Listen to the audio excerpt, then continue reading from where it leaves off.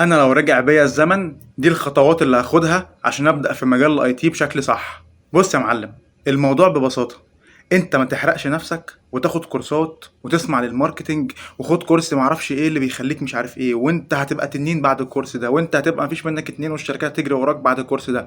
فكك من الكلام ده كله خالص. افتح يا باشا لينكد ان وشوف الوظايف وافتح الديسكريبشن. هتلاقي كلمتين، حاجه اسمها requirements وحاجه اسمها qualifications. الريكويرمنتس دي الحاجات اللي انت تشتغلها بجد، اللي هو مطلوب واحد بيعرف يسطب نسخه ويندوز، مطلوب واحد بيعرف يصلح مشاكل الطبعه، مطلوب واحد بيعرف يظبط مثلا مشاكل النتورك، يحط اي بي يشيل اي بي يظبط دي اتش سي بي، الحاجات او التفاصيل دي كلها. دي كده ايه الريكويرمنتس. طيب تاني حاجه بقى اللي هي ايه الكواليفيكيشنز. دي الحاجات اللي لازم تكون معاك عشان الشركه تقبلك انك تشتغل معاها. زي مثلا انك لازم تكون خريج مثلا من كليه هندسه حاسبات زي كده، او ممكن تكون خريج من حاسبات ومعلومات، او يا عم خريج تجاره بس عندك خبره سنه سنتين، معاك كورسات مثلا كذا، كورس كذا وكورس كذا وكورس كذا. دي المينيمم، الحاجات اللي الشركات بتبقى عايزاها علشان ابتدي بقى اقول والله انا هشغله معايا ولا لا.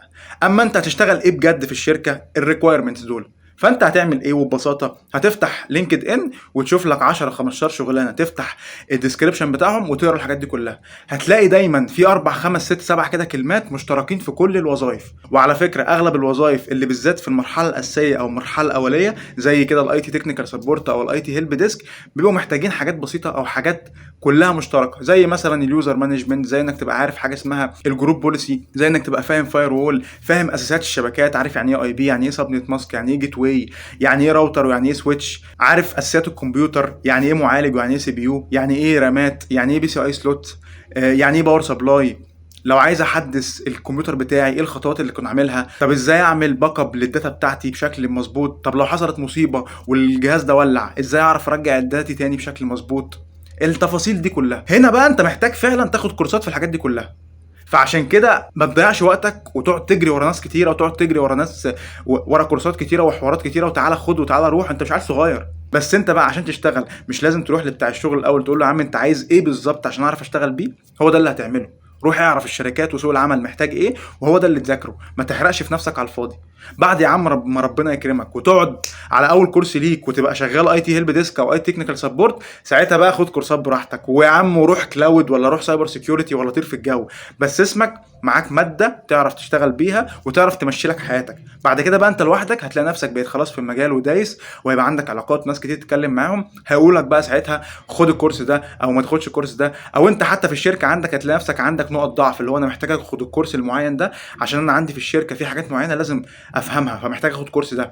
بعد ما اخلص الكورس ده هاخد بعد كده كورس ده لوحدك. ما تحرقش نفسك في الاول، لان اغلب الناس يمكن 80% من اللي داخلين مجال الاي تي واستصعبوه ورجعوا لورا وعملوا شيفت كارير بسبب الحاجه دي، ان هو لقى كورسات كتيره والموضوع كبير وفي صداع وكلام كتير قوي، وانا حاسس ان انا مش فاهم اي حاجه في اي حاجه، فلا يا عم انا ابعد، انا اروح اخد جرافيك ديزاين ولا اتعلم اي اي ولا اعمل لي شويه حاجات على كانفا ولا وخلاص. فريح نفسك وما ما ترهقش نفسك، ما تشقيش نفسك، الموضوع اسهل من كده بكتير.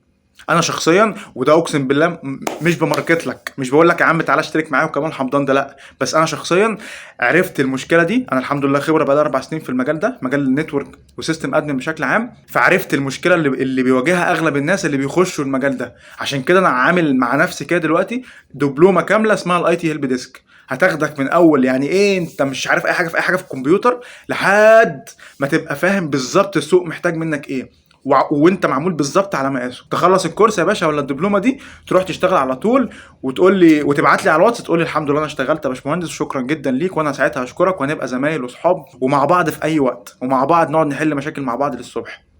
وانا مش بماركت لك يا عم ما تاخدش كورس معايا، بس على الاقل تبقى فاهم انت محتاج تعمل ايه. انت محتاج انك تفهم اول حاجه يعني ايه هيلب ديسك، ويعني ايه تكنيكال سبورت، وايه وظايفهم، وايه الريكويرمنتس بتاعتهم او ايه المتطلبات بتاعتهم اللي الشركات محتاجاها. اشتغل.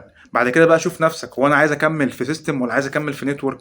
لو سيستم خد لك يا عم ام سي اس اي وجرب ودوس فيها، وخد بقى الريد هات واللينكس واللينكس بيزكس واللينكس بلس والحاجات دي كلها.